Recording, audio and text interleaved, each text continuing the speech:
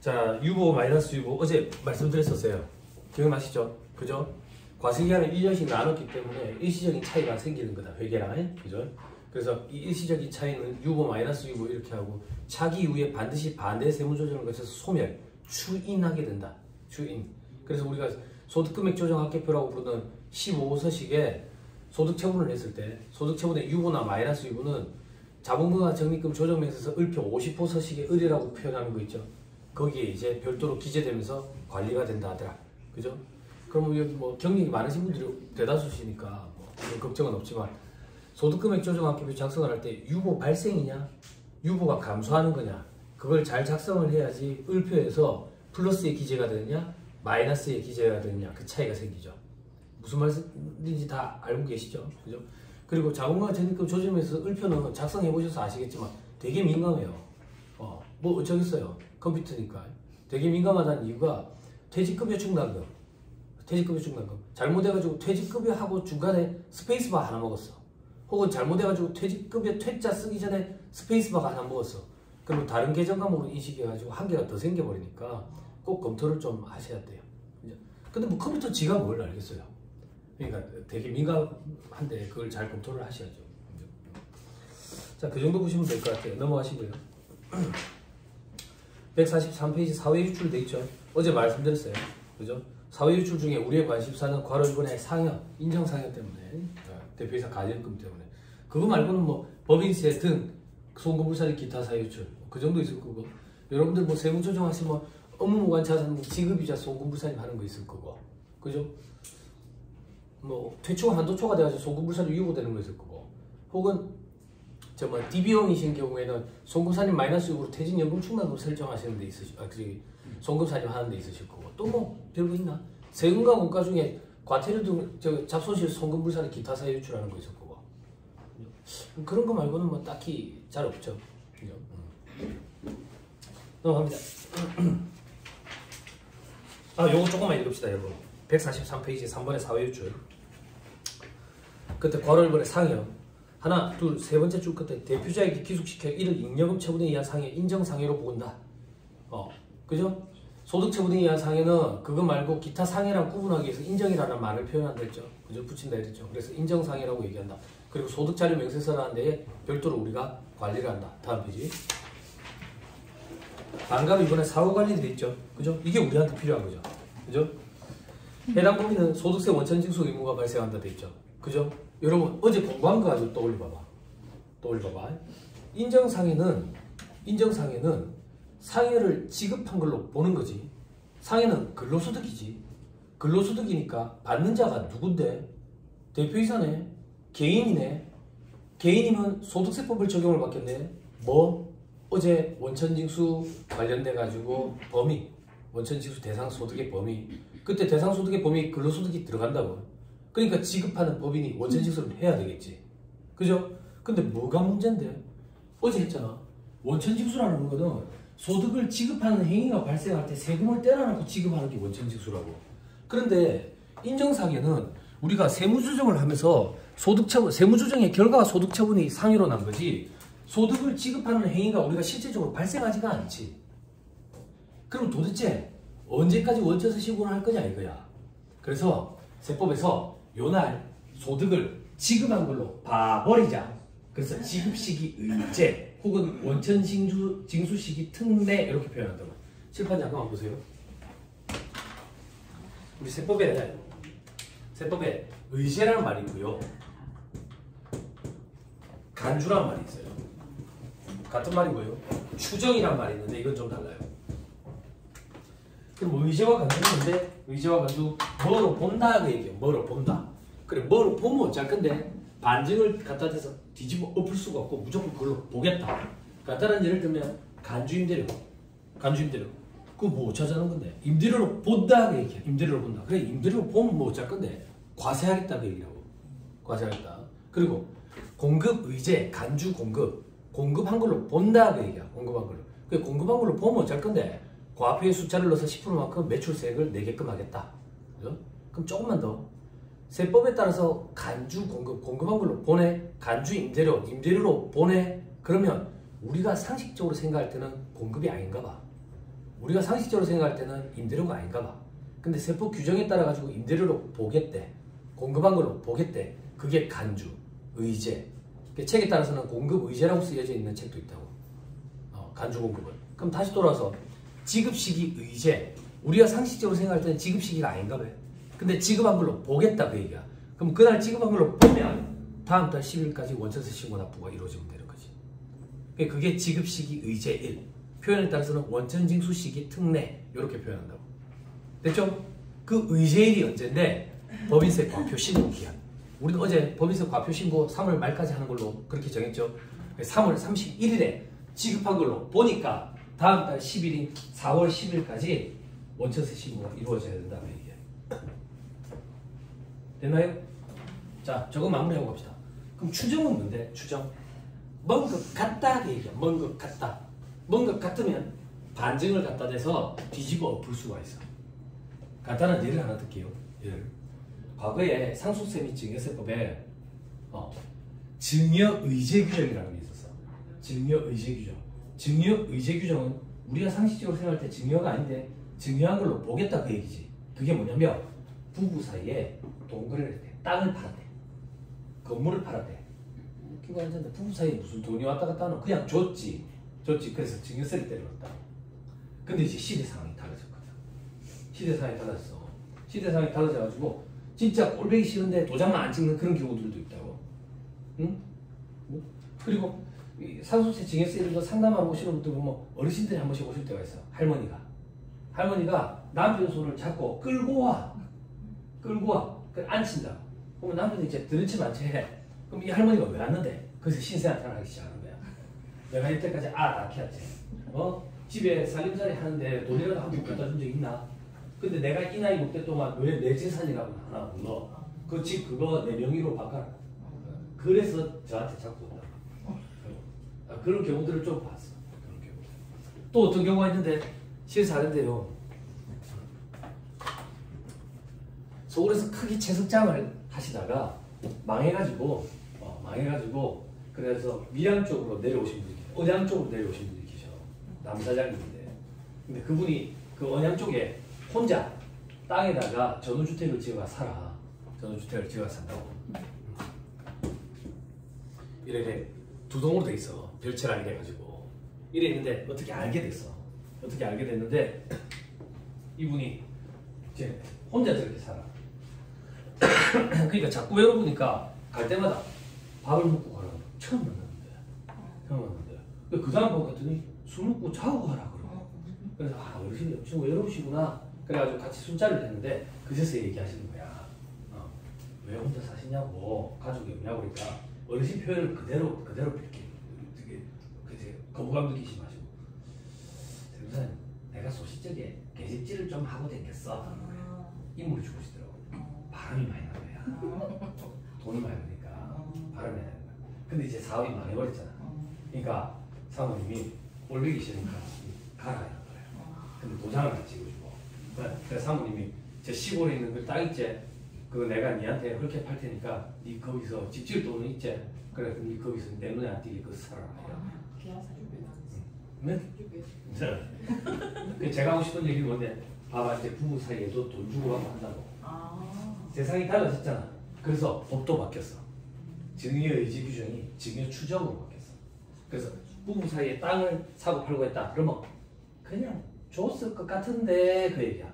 그럼 반증을 갖다 대면 인정이 돼. 네? 자산의 사실상 무상 이전 증여, 자산의 사실상 유상 이전 양도. 그래서 입증을 하면 양도로 계산됩니다. 양도. 세상이 많이 바뀌었다. 제가 이거 왜 알아봤냐면 제가 여기 들어가고 싶었어요. 근데 계약이 안 됐어요. 계약이 왜 안 됐냐면 여기 땅이 이렇게 4필지가 5필지로 쪼개져 있는데 여기 사모님이 요거를 헐켜주면 요거를 팔아가지고 또 나쁜 짓 할까봐 요것만 사모님 명의로 돼 있어. 요것만. 자, 다시 돌아가죠. 그래서 지급시기 의제. 가에 보시면 신고 조정 시에 처분된 상해는 법인세 신고 기일이 되어 있죠. 그죠? 요 정도만 보셔도 돼요. 나의 결정 경정 시 처분된 상해, 이거는 세무조사 받았을 때. 세무조사 받았을 때 소득금의 변동통지서를 받거든. 그날 수령했을 때 지급한 걸로 의지하는데 여러분들이 현업에서 이루어지는 일이 가라고 생각하시면 돼요. 법인세 과표 신고기 됐나요? 됐어요? 그럼 봐봐 이런 일이 생기는 거야. 어떤 일이 생기는데 자 괜찮습니다. 절대 화가 나지 않았고 우리는 지금 144페이지 반가로 이번에 동그라미 1에 가를 보고 있습니다. 괜찮습니다. 괜찮습니다. 오전에 원래 아침에 그래 아침도 아닙니다. 근데 머리가 잘 안 깨일 수 있습니다. 식사하셨어요 아침에? 네. 아 그래요? 네. 식사를 하셔야 됩니다. 장기가 움직여야 두뇌가 움직인대요. 그죠? 아 선생님 내가 소시적에 술 담배를 많이 가지고 머리 뇌세포가 다 죽어서 그런 건 전부 핑계입니다. 전부 핑계. 할 수 있습니다. 자 다시 돌아가서 가지고 그럼 봐봐요. 이제 짜증나는 일이 생기는 거야.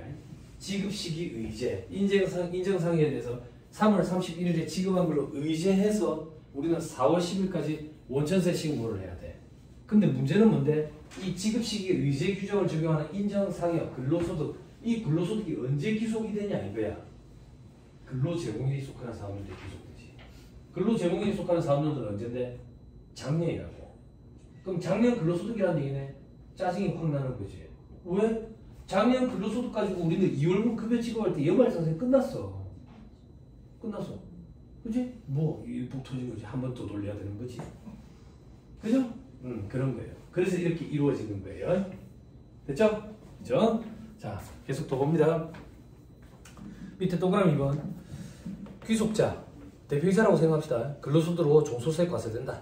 그죠? 근로제공연도에 근로소득이 포함해서 종소세에 합산해서 확정신고해야 된다. 그죠? 그런데 근로소득밖에 없다. 그럼 연말정산 한 번 더 돌리게 되는 거고. 타소득이 있으면 종소세 확정신고를 하는 거고. 그죠? 타소득이 있으면 어떻게 해야 돼요? 그건 지고가 알아서 해야죠. 그죠? 근데 어느 정도 규모가 있는 업체는 그건 네가 알아서 해야지 이제 안 되거든요. 그래서 경기 담당부서에 처리가 되죠. 그죠? 자, 그 정도 보시면 안 되겠습니까? 그죠? 자, 밑에 중점사항 보세요. 중점사항이 저 밑에 3번의 원천징수. 저 첫째 줄 끝에 연말정산을 다시 실시해서 추가 계산 소득 금액을 연말정산 수정신고와 함께 납부하고 인정상의 처분자로부터 회수해야 된다. 그죠? 밑에 4번에 가산세 여부. 가산세. 연말정산 수정신고 기한 4월 10일까지 얘기하는 거에 대해서는 가산세가 부과 안 된다. 그죠? 적법한 거다. 그때까지 하면. 5번에 종소세와 연결. 괄호 1번 신고조정 시 처분된 상해는 종합소득 신고 기일 이전에 파악되니까 종소세 신고 다시 하면 된다. 즉 가산세 문제 이런 거 없다. 연말정산 끝내도 되고 다소득 있으면 종소세까지 해도 되고. 저 밑에 6번의 사례에 가질금 인정이자리 돼 있죠. 그죠? 요거 눈은 숫자 한 번만 보고 갈게요. 자, 주식회사 수진의 4년도 2024년 풀이네요. 대표이사 이수진 해당 가질금 인정이자 입금 산입액이 1억이 있습니다. 1억. 그죠? 인정이자 계산했는데 1억이라는 얘기예요. 그죠? 자, 그리고 2024년에 대표이사 근로소득이 저기 2억이 있대요. 그죠? 원래 근로소득 2억이 있네. 요거 가지고 연말정산이 이루어졌을 거야. 근데 인정상의 금액이 1억이 추가로 발생했다 그 얘기예요, 지금. 그죠? 그래서 밑에 세무조정 사항 보시고 원천징수는 귀속시기는 2024년에 귀속되고요. 원천징수 납부일이라고 돼 있죠. 그죠? 원천징수 납부일보다 지급시기 의제일, 원천징수 시기 특례 그 규정에 따른 날짜를 생각을 하면 3월 31일이지. 그죠? 지급시기 의제일이. 그래서 다음 달 11일, 4월 10일까지 원천세 신고가 이루어진다고. 됐죠? 세율부과는 지금 38% 구가돼 있다고 가정을 한 거예요. 그래서 3,800이다. 밑에 보시면 동그라미 3번에 특별징수 돼 있죠. 참고삼아 동생들 국세는 원천징수, 지방세는 특별징수 이렇게 표현을 해. 됐죠? 넘어갑니다. 다음 페이지에 서식 보세요. 소득자료 명세서 돼 있죠. 인정상에 동그라미 쳐져 있죠. 항상 인정상에 동그라미 쳐져 있죠.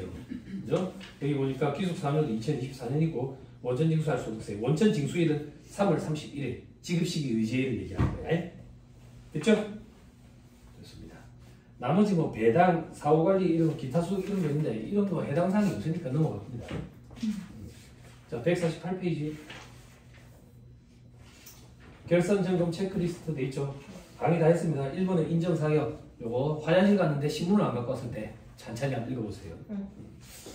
자, 넘어갑니다. 다음 페이지 괄호 4번에 기타 사회 유출 돼 있죠. 그죠? 어제 설명드렸어요. 기타 사회 유출이라는 거는 사후 관리를 안 하는 거다 그랬어요. 그럼 사후 관리가 도대체 뭔데? 소득이 귀속자가 누구인지 가려가지고 그 사람한테 종수세를 과세하기 위한 자료를 쓴다 했죠. 기타 사회 유출은 사후 관리를 안 한다. 기타 사회 유출로 사후 관리 안 하는 것들은 어떤 것들이 있는데 국가나 지자체 조합에 가는 경우 왜?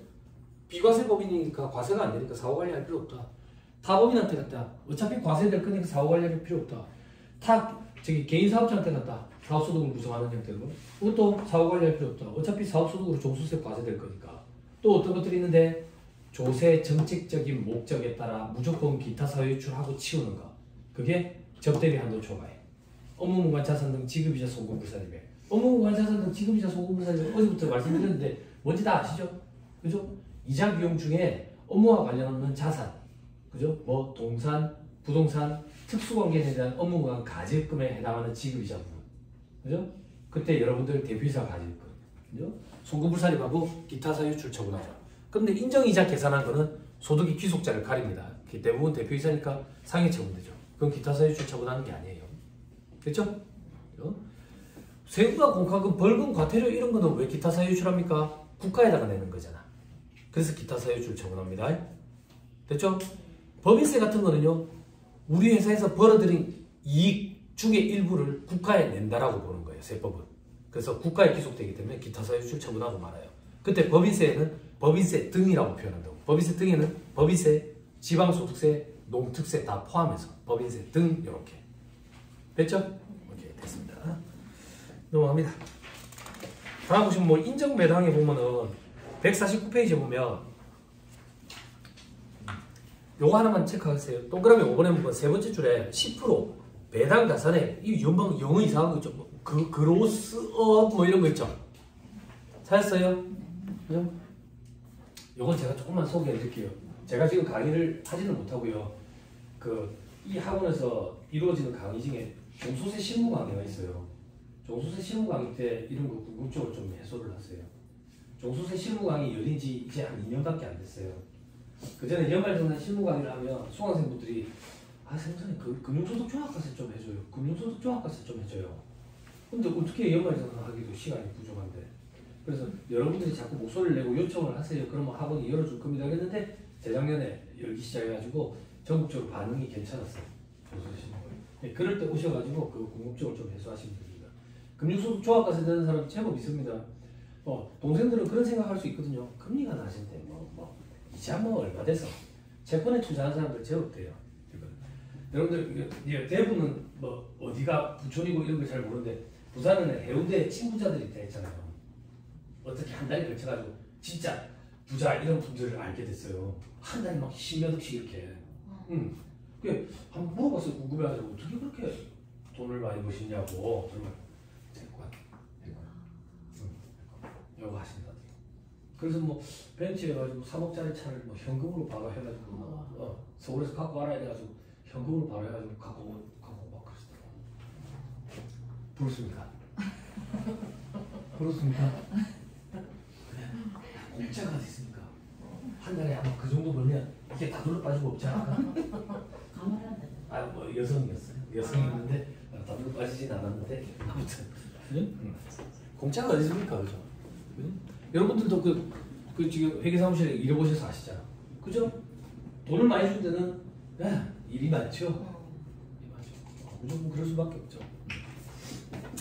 자, 넘어갑니다.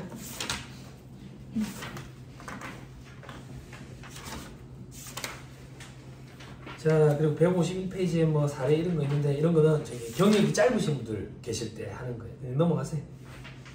다음 보니까 154페이지에 1호 서식도 보이고 3호 서식도 보이고 15호 서식 보이고 그리고 자본과 적립금 조정에서 가표 이렇게 돼 있는데 가표와 관련돼 가지고 2월 결소금 좀 주의하자 했다. 그죠? 공제 기한이 지났더라도 여기 기재해 놔야 된다. 왜? 청산 소득에 대한 법인세 계산할 때 차감할 거기 때문에. 됐죠? 넘어간다. 158페이지 보니까 이게 50호 서식이 을이라고 표현하는 거 자본과 적립금 조정에서 을 표현해. 그죠? 그리고 어제 계정 과목은 뭘 쓰든 상관없다. 뭘 쓰든 상관없는데 대부분이 다 재무상태표 계정 과목을 쓴다. 그리고 우리는 프로그램이랑 약속을 하거든. 이런 거 세법이라고 얘기하기보다는 프로그램과의 약속이야. 프로그램과 약속을 우리가 지키면 프로그램이 우리 대신해가지고 번거로운 작업을 좀 대신해준다고. 그때 프로그램이 전년도 자료를 지가 물고 와주거든. 물고 와주기 때문에 계정 과목은 일관성 있게 쭉 같이 달아서 써야지 프로그램이랑 우리가 약속을 지키는 거야. 그럼 프로그램이 알아서 좀 해준다. 네? 자, 넘어갑니다. 159페이지. 전자신고 두 번째 줄에 자, 외부감사 대상 법인이 법에서 과표와 세액을 전자신고하는 때는 그 신고서의 대표자가 서명란이 나서 서면으로 세무서장에게 제출해야 된다. 서면으로 제출하는 거 있죠? 그죠? 자, 저 밑에 괄호 3번 그 밖에 사항 있죠? 그죠? 뭐 다 알고 계시겠지만 이번에 두 번째 줄 최종 전자신고한 내용이 정당하게 신고된 것으로 본다. 그죠? 자, 그 다음에 3번 저거 필요 없고요. 넘어갑니다. 자, 161페이지 성실신고 확인 대상하게 됐죠. 그죠? 요거는 의미가 달라요. 요거는 제 설명을 들으세요. 자, 이건 소득세법에서부터 와야 돼. 소득세법부터. 자, 깨어나십시오. 깨어나십시오. 그죠? 여기서 잠깐 존다고 해서 졸음이 달아나지도 않고 눈을 감고 있는다고 해서 고만한 남자친구가 돌아오지도 않아요. 이 수업을 열심히 들어가서 집중을 해서 본인의 커리어를 쌓아서 원하는 연봉을 받으면 모르는 전화번호인데 소름이 쫙 돋아. 여보세요? 난데 꺼져 똥차야. 벤츠 탈래 이렇게. 그 전화 통화를 하기 위해서 우리는 열심히 연구를 하는 거야. 열심히 실사례입니다. 실사례. 공부할 때 도망간 여자친구가 학교 가고 나니까 연락이 왔어요. 연락했어요. 여보세요? 오빠는데 소식 들었어. 축하해. 누구세요? 오빠 고생했어. 내가 열심히 노력해서 내가 고생해서 내가 학교 가니까 내가 기분이 좋다 했다고. 서울에 한번 안 올라와? 올라가는데 한번 볼까? 왜? 바빠? 바쁘진 않는데 싫은데? 그 전화 통화를 하기 위해서 제가 수험 기간을 못했다. 뭘 뭡니까? 자, 졸지 마세요. 졸지 마세요. 자, 성실 얘기 좀 할 거예요. 성실 얘기. 이제 개인 사업자들 중에 임대업자 작업해 보셨죠? 임대업자. 그죠? 부가율은 어느 정도 맞추십니까? 그게 참 애매하죠. 맞춘다라는 표현. 팩트대로 해야지. 근데 왜 그런 표현을 쓰는데 경비칠 게 뭐 있어요? 임대업자가. 그래. 임대업자 경비칠 거 없어요. 그냥 술 취한 취객이 나무짝기 해가지고 그 높은 거 손도 안 닿는데 CCTV 막 두들 깨가지고 CCTV 교체한다든지 아니면 엘리베이터 발로 끌고 있어가지고 술을 한 번씩 한다든지. 경비 칠 게 뭐 있어? 경비 칠 게 없지. 그러니까는 세금이 많으니까 경비를 어떻게든 넣으려고 아파트래. 그 건물에 계단 청소하는 용역 직원을 구한다고. 그래, 계단 청소 용역비를 얼마씩 지급한다고. 근데 희한한 게 뭔데? 희한한 게 그 계단 청소를 하는 사람이 장모님이네? 이야, 이동지발자 같은 놈이지? 안 그래? 그래야 3.3%를 지불하고 그래. 그치? 안 그래? 사위가 돼가지고 장모님한테 계단 청소를 시킨다고? 말 같지도 않은 그런 거짓 경비 처리하는 그런 일들이 많이 생기고 있죠. 그죠? 이게 결국에는 그게 이제 부가율이 높아졌죠. 제가 판단할 때는 실질적으로 부가율이 80%에 육박한다고 봐요. 80%. 근데 실질적으로 신고는 아마 그렇게 안 들어가고 있을 거예요. 그래서 이런 사람들이 경비 칠 게 없으니까 차를 막 사는 거야. 차를 사가지고 경비 치려는 거지. 근데 여러분 이런 것도 한번 생각해 봐봐요. 우리가 코스트코 가서 장을 봤어. 코스트코 사업주가. 그럼 이게 사업과 관련된 경비면 경비 처리해 주는 게 맞지. 즉 법인세법상 송금 혹은 소득세법상 필요경비 처리해야지. 근데 가사 관련 경비용은 경비 처리하면 안 되지. 코스트코에서 가서 샀는데 쇼파 같은 걸 샀대. 근데 쇼파를 사업장에 갖다 놨대. 그럼 경비 처리하는 게 맞잖아. 그지? 즉 사업과 관련된 경비지. 그거 여부를 판단을 해야지. 그럼 연습 한번 해봅시다. 부동산 임대업자야. 피드백도 주세요. 실제 관리하시는 분들. 부동산 임대업자 차 있다고 차. 차와 관련된 유지비 있지. 그 경비 처리 해줍니까? 경비 처리 해줍니까? 안 해줍니까? 임대업자 없어요? 장부 안 해보셨어요?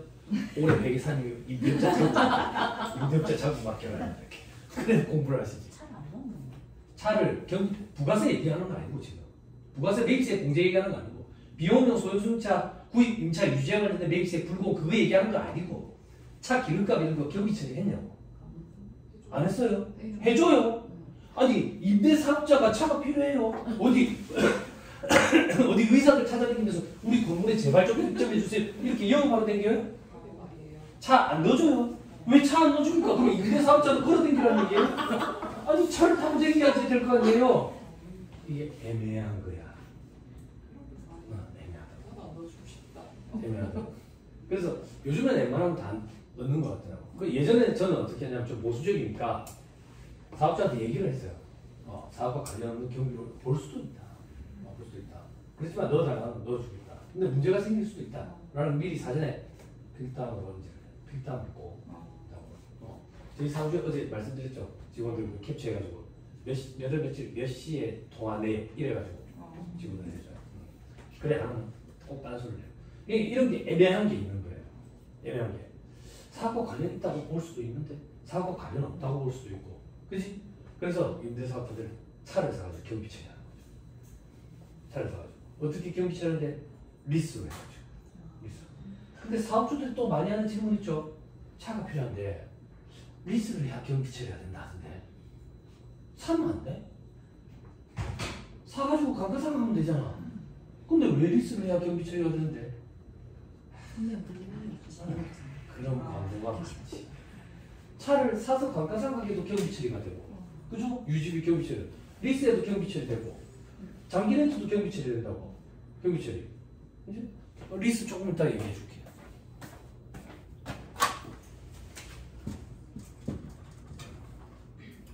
자, 아무튼 그렇다고.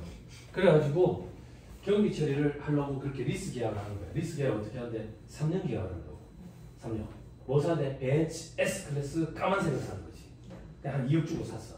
그럼 5년 정률법으로 0.451로 3년 감가상각하면 거의 90% 이상을 감가상각을 한다고.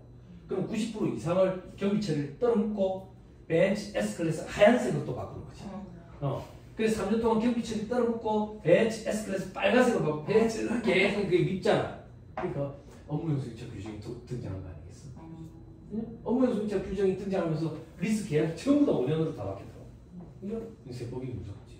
그럼 다시 돌아와서 임대업자 같은 사람은 경비 처리 게 그렇게 없다고. 경비 처리 그렇게 없어. 장부 해보신 분 계시죠? 그죠? 세금도 많죠? 그죠? 그럼 여러분들 그런 생각 든다고. 어떤 생각? 이 정도 세금이면 법인으로 바꾸는 게 나을 것 같은데. 왜? 법인세 세율은 9, 19, 21, 24%. 소득세 세율은 6, 15, 24, 35, 38, 40, 42, 45% 구간. 극단적으로 합시다. 45% 구간이 있대요. 법인으로 바꾸면 극단적으로 해가지고 24% 구간인데 굳이 세금을 이렇게 많이 내면서까지 개인 사업자를 유지를 하지요. 왜 유지를 해요? 왜? 여러분들 알고 계시잖아. 알고 계시잖아. 돈을 마음대로 쓸 수 있거든. 그게 엄청 크다고. 그래서 좀 있는 여유가 있는 사람들은 세금 그 몇 푼 신경 안 써. 돈을 마음대로 융통해서 쓸 수 있는 게 훨씬 더 메리트 있다고 보는 거지. 물론 그렇게 비교하면 안 되지. 법인 입장에서는 근로소득으로 받아가니까 또 소득세는 또 내야 될 거 아니야. 그렇게 비교하면 안 되지만 아무튼 그래서 세법에서 그렇게 보는 거예요. 법인으로 바꾸는 게 나을 것 같은데 왜 계속 개인으로 유지하고 있지?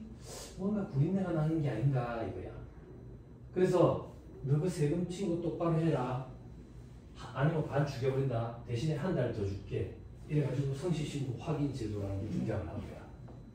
그런데 성실하게 신고했는지 확인하려고 하니까 일이 너무 많은 거지. 그래서 외부의 세무사 등 전문가들한테 맡긴 거지. 그래서 그 사람들이 성실하게 신고했구나 라고 서명을 해주고 성실신고 확인 비용이라는 걸 별도로 청구하게 되는 거지. 그러면 사업자들 입장에서는 안 들어가던 생돈이 갑자기 들어가게 되니까 저항이 심하겠지. 그래서 세액공제 혜택을 만든 거야. 세액공제 몇 프로 해줍니까? 세액공제 몇 프로 해줘요? 성실신고 확인 비용에 60%. 한도는 120만. 그럼 200부터 시작하면 돼, 수수료.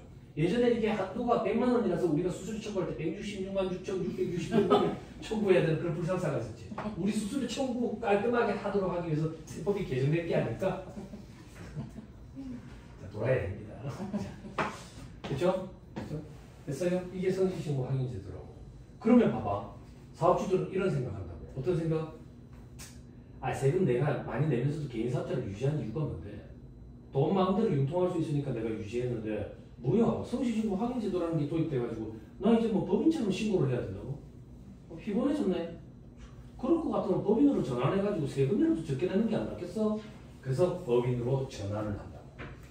그래서 법인세법에 성실신고 확인제도가 등장을 했다. 개인으로 성실신고 확인 대상 사업자에 해당하는 사람이 법인으로 전환할 경우에 법인으로 전환하고 3년 동안은 성실신고 확인제도를 적용을 받지. 그러면 성실신고 확인제도 적용받으니까 법인세 신고 원래 3월 말까지인데 한 달 더 줄게 똑바로 신고해라 4월 말까지. 그러면 세무사 등한테 성실하게 신고했는지 확인해달라 도장 찍어달라. 그럼 세무사들이 확인 도장 찍어주고 수수료 청구하겠지. 그러면 또 저항이 심하겠지. 그래서 세액공제 혜택을 주지. 몇 프로 세액공제? 60%. 한도는 150만 원. 법인세법은. 그래서 250부터 청구를 하고. 됐어요? 됐죠? 됐죠? 자, 요렇게 흘러왔다. 이렇게. 여러분들이 궁금한 건 이런 건 안 궁금하다고. 여러분들이 궁금한 건 사업주들 전화해서 자꾸 물어보는 게 궁금하다고. 사업주들이 전화해서 자꾸 물어보는 건 뭔데? 사업주들은 성실신고 확인제도를 피해가고 싶다고. 피해가고 싶어.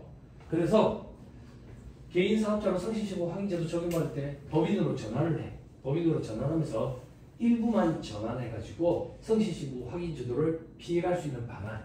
그거를 여러분들한테 자꾸 물어보지. 그 사람들이 왜 여러분들한테 물어보는데 네이버 지식인님한테 물어봤는데 답을 못 찾겠거든. 네이버 지식인님은 왜 답을 못 해주는데 제가 그걸 검색해봤거든.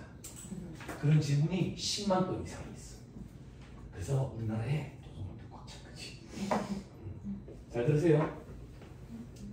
개인에서 법인 전환하는 거 서브 데이터 여러분들 만들어 보신 경험 있으신 분들 계실 거예요. 개인에서 법인으로 전환할 때 방법은 두 가지가 있죠. 현물 출자에 의한 방법과 사업의 양수도에 의한 방법. 근데 일반적으로 포괄 양수도를 많이 하죠. 그죠? 현물 출자에 의한 방법은 돈이 많이 들어요. 시간도 많이 걸리고. 그렇죠? 그럼 포괄 양수도에 의한 방법은 포괄 양수도에 의한 방법도 돈이 적게 드는 건 아니에요. 자본금 태어나야 되니까. 그죠? 해보신 분들 아시죠? 그죠? 예, 그렇기 때문에 적게 드는 건 아닌데 아무튼 간에 포괄 양수도에 의한 방법을 많이 해요. 많이 해요. 그러다 보니까 사업주들이 그런 생각을 해요. 어떤 생각? 포괄 양수도가 아니라 일부만 양수도하면 성실신고 확인제도를 피해갈 수 있지 않을까? 이런 생각을 많이 해요. 착각이에요. 왜 착각인데? 조문에 뭐라고 되어 있냐면 현물출자 또는 사업의 양수도 방법에 의한 법인 전환이라고 되어 있어요. 포괄 양수도가 아니라 양수도 방법에 의한. 그래서 일부 전환도 성실신고 확인제도를 적용받아요. 한 10%, 10%, 한 5%, 요 정도만 그런 거 없어요. 여기에 보면 뭐라고 되어 있냐면 동질성이 유지된다라고 인정되는 경우 적용한다 이렇게 돼 있어요. 그럼 동질성이 유지되는지 그건 어떻게 판단하는데요? 사업주지가 제의를 하지 않아요. 그럼 여러분들은 그렇게 안내를 해주시면 돼요. 됐죠? 됐어요? 눈 뜨고 자면 안 돼요. 해마다 수강생분들의 능력치가 올라갑니다. 눈 뜨고 자는 사람도 있을 때. 조금만 더. 몇 년 전에 법 조문 한 개가 더 들어왔다고. 그거 보고 제가 진짜 깜짝 놀랐어. 와, 우리나라 사람들 진짜 머리 좋구나. 어떤 사람인데 성실신고 적용받아서 법인으로 전환했어. 근데 법인세법에 성실신고 확인제도가 도입되잖아. 어떻게 피해가지? 하다가 여기 바지 사장을 하고 그래가지고 내가 법인을 여기 팔아. 뒤에서 조종아. 그래서 이런 경우에도 이 사람은 성실신고 확인제도를 적용을 받아요. 어떻게 받는데? 내가 법인으로 전환하고 1년 적용을 받았고 팔았다. 그러면 2년 동안. 총 합쳐서 3년 동안. 그죠? 그래서 이제 책에 확인만 하고 넘어갑시다. 자, 성실신고 확인 대상 됐죠?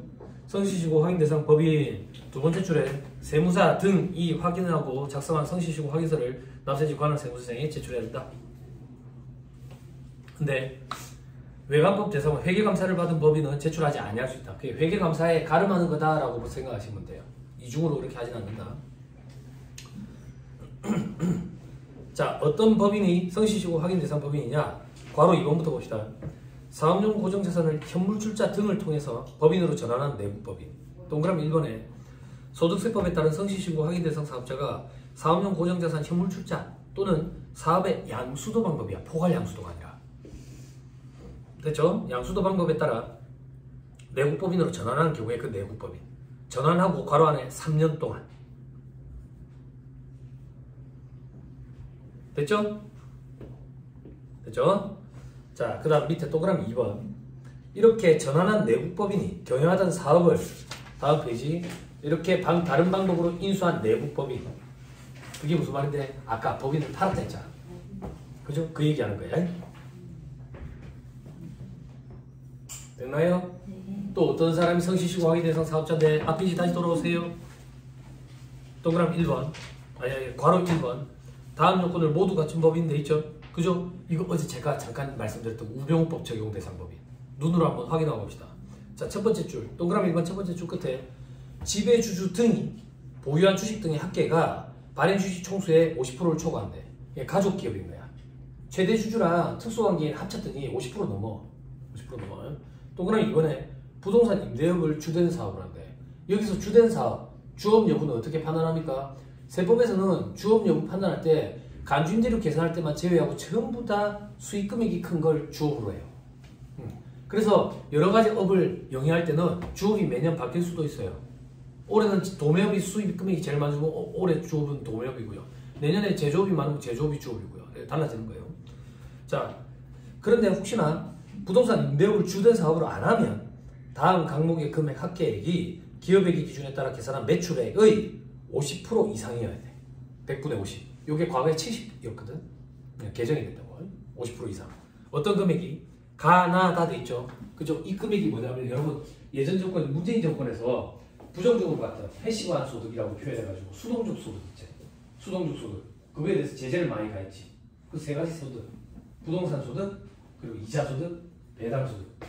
혹시 저랑 같은 프로그램을 보신 분이 계실지 모르겠는데 예전에 채널 돌리다 보니까 SBS 스페셜인가 모르겠는데 그 노벨 경제학상을 받은 사람이 나와가지고 그 얘기를 하는데 지금 자본주의 사회가 전 세계적으로 몰락하고 있잖아. 몰락하는 이유가 요 패시브한 소득 세 가지 때문이라고. 그래서 뭔데 시간을 한 줄 몰랐네. 한참 보고 있었어. 그럴듯하더라고. 그러니까 자본주의 사회가 자본주의 체제가 사회주의 체제에 비해서 훨씬 더 이론적으로 우월하려면 기업체들이 장사를 해서 이윤이 남잖아요. 그럼 그 이윤을 재투자를 하든지 확장을 해야지 자본주의 사회가 선순환이 돌아가면서 사회주의 체제보다 우월한데 어느 정도 기업체를 운영하다가 돈을 번 사람들이 이걸 돈이 돈 버는 형태로 바꾸고 싶어 한대.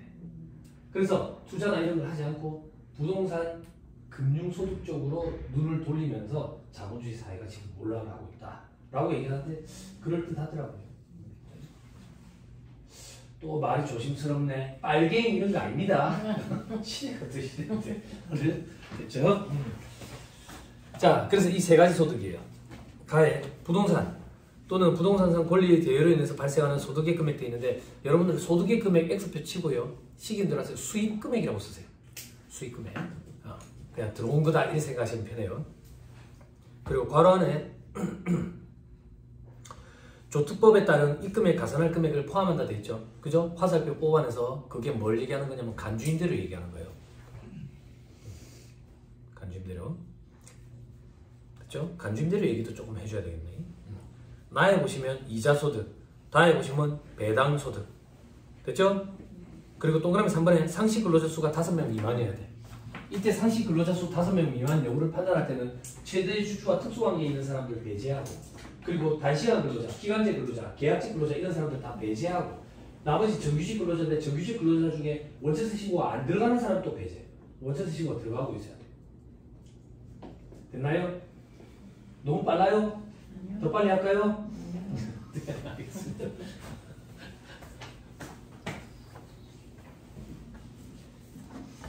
됐죠?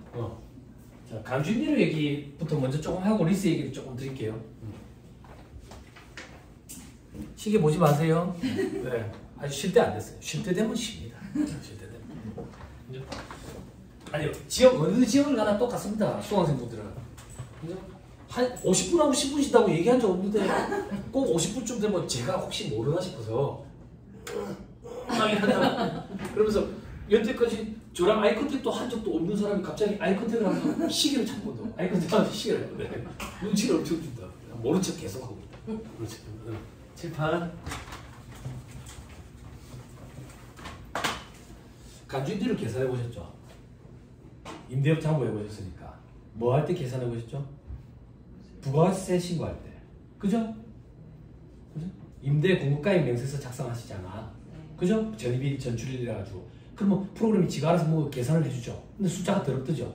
그죠? 그게 간주임대료잖아. 간주임대료.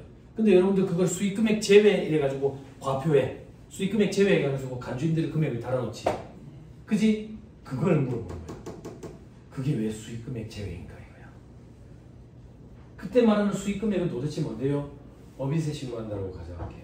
법인세 신고할 때 여러분들 제일 처음에 뭐 하냐면 표준을 불러오지. 세무조정할 때 법인 조정으로 들어가면 표준을 불러오고 그 다음에 수익금액 명세서 작성하시잖아. 그죠? 수익금액 명세서 작성하고 그 다음 뭐 작성해요? 조정 후 수익금액 명세서 작성하지. 조정 후 수익금액 명세서 작성하기에 들어가서 불러오기 하면 뭘 불러와요? 부가세 과표를 불러오지. 부가세 과표 불러오면서 빨간불이 팍 뜨지. 차이 이래가지고. 그럼 여러분들 그 차이를 조정해야지. 그 차이를 조정하는데 대부분은 고정자산 매각액 아니면 간주임대료. 그지? 그지? 그럼 그 차이를 조정하지. 숫자를 한번 넣어서 해봅시다. 부가세 간주임대료 금액이 100만 원이라고 가져갈게.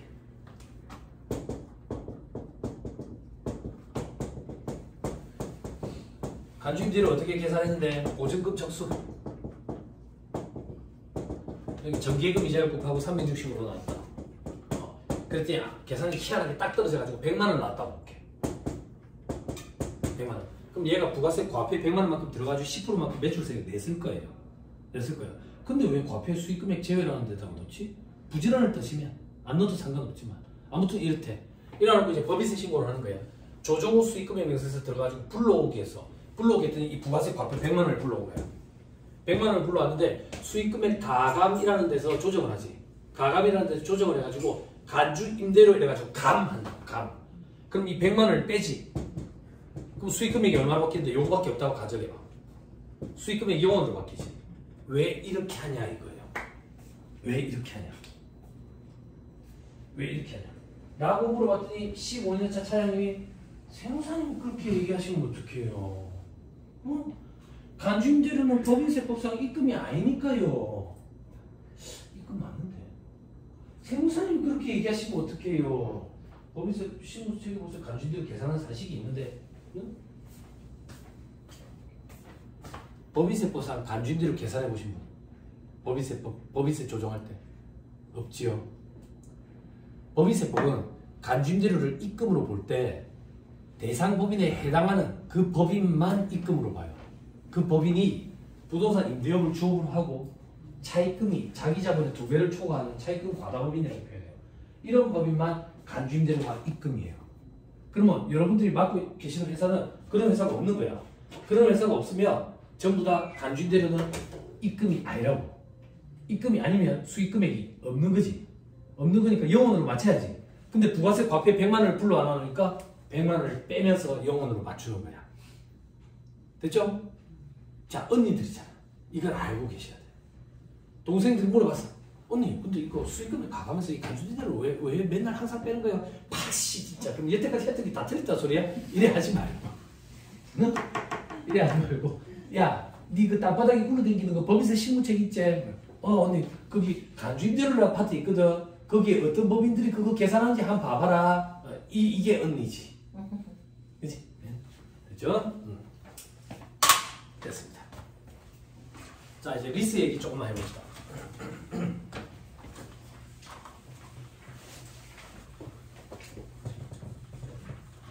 사업수지 그런 걸 착각 많이 해요.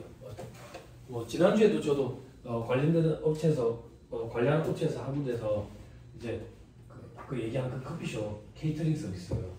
이제 승용차에 싣기가 너무 힘들대. 승용차에 너무 싣기가 힘들어가지고 짐차를 하나 사야 되는데 그 코란도에서 뒤에 이렇게 저기 용단차처럼 뒤가 쭉 이래 나온 게 있더만 짐 실는 거. 그래서 비 안 맞습니까? 그 뚜껑이 있는 차가 또 있대. 네. 그런 거 할 거라고 이렇게 하시더라고. 그러면서 리스를 해야 되나요? 저도 리스가 되나요? 소득이 렌트를 해도 되나요? 막 이런 거 물어보시더라고. 그래서 제가 뭐라 했냐면 와 안 사시고요. 안 사시고요. 사무 경비 처리가 되나요? 이게 인터넷이 아무리 많이 발전이 돼 있어도 너무 지식이 방대해.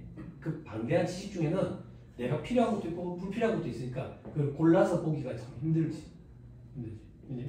그래서 여러분들 뭐 다 알고 계시죠? 차를 사서 감가상각을 하든 아니면 리스 형태로 타든 렌트 형태로 타든 경비 처리는 다 돼요. 다 돼요. 자, 이렇게 표현해보자. 차를 어떻게 타고 다니면 제일 저렴한 값에 타고 다닐까? 차값만 가지고 따져보자. 그는 차를 그냥 현금으로 주고 사는 게 제일 싸요. 그 다음 할부, 그 다음 리스야. 그럼 리스는 이자가 많아. 그럼 리스는 어떻게 리스인데요? 자, 제가 똥차가 필요해. 똥차가 사원에 똥차가 필요해. 은행 갔다고. 은행 가지고 그 1,000만 원만 빌려줘요. 그러니까 은행 직원이 그러는 거야. 꺼져라. 아니 안 빌려주고 안 빌려주고 왜 꺼져야 돼? 너는 안 갖게 생겼어. 이런 거지. 그러니까 안 빌려주는 거야. 그 속상한 마음 은행 문 앞을 놨다고. 여보세요? 고객님 차 필요하면서요? 당신 누구야? 사람이다. 고객님 다릅니다.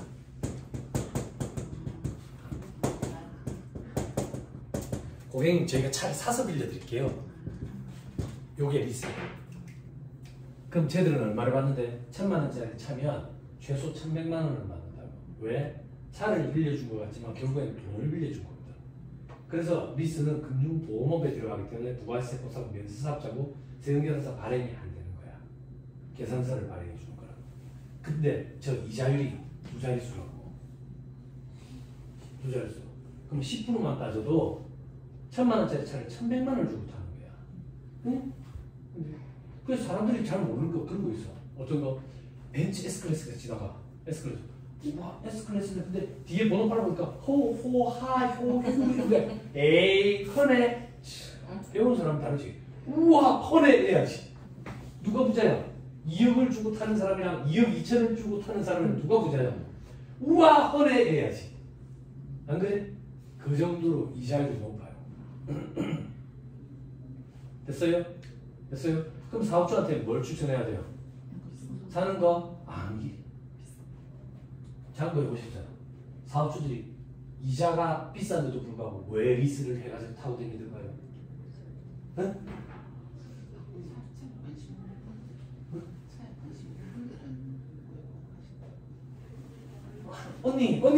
언니 빨리 얘기해줘요.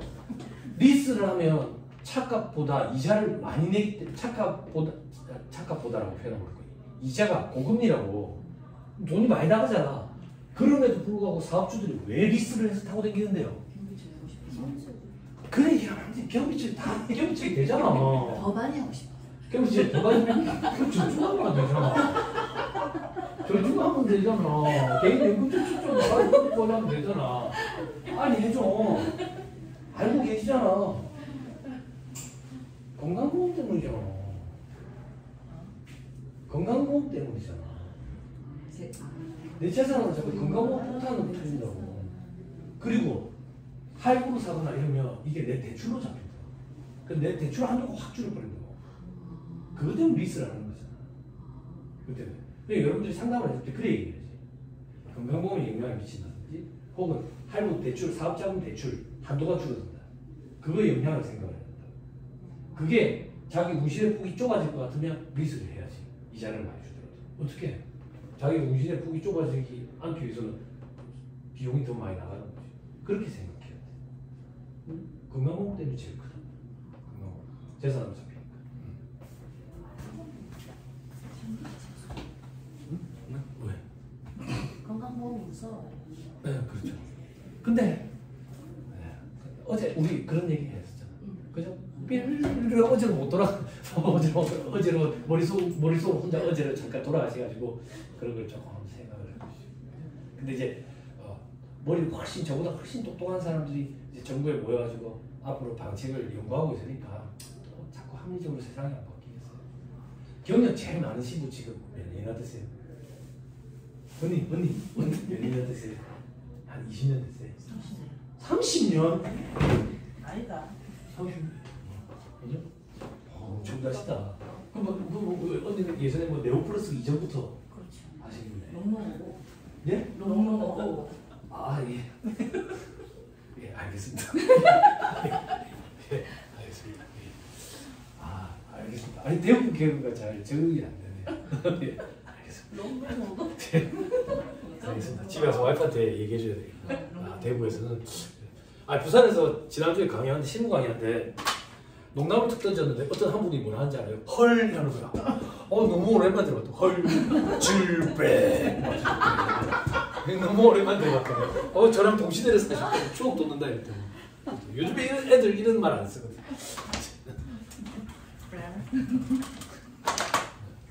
예, 리스에 대해서는 그렇게 조금 얘기를 해주시면 돼요. 됐죠? 됐죠? 그리고 리스 뭐 스케줄표 받으니까 그 경기 처리할 수 있는 거 다 나와 있으니까요. 그죠?